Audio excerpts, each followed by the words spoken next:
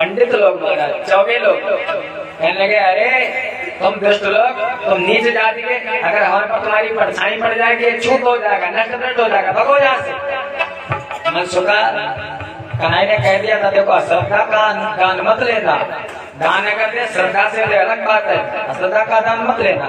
वो चार वेदों के ज्ञाता कैसे ज्ञाता थे महाराज, जिसकी दृष्टि सम हो, पंडित कौन है?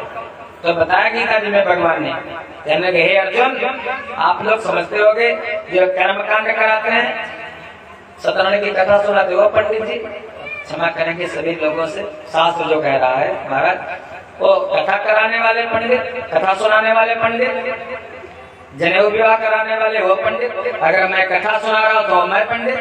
महाराज पंडित होकर पंडित के गुण जिसमें उसको पंडित कहना।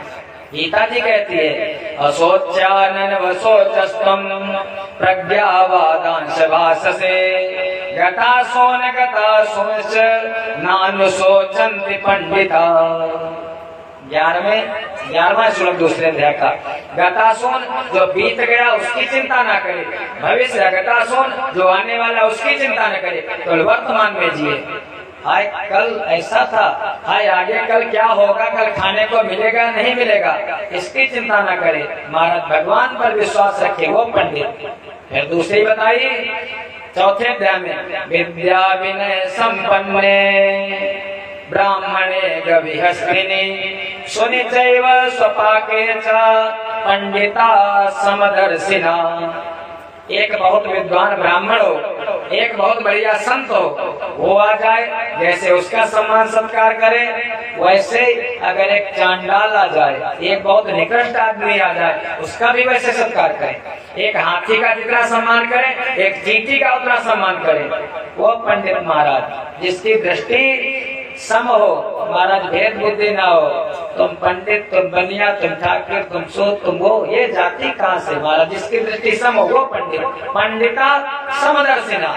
फिर बताया, ज्ञानाग्निदग्ध कर्माणं तमाहं पंडितं बुधा यस्य सर्वे समारंभा काम संकल्प वर्जिता।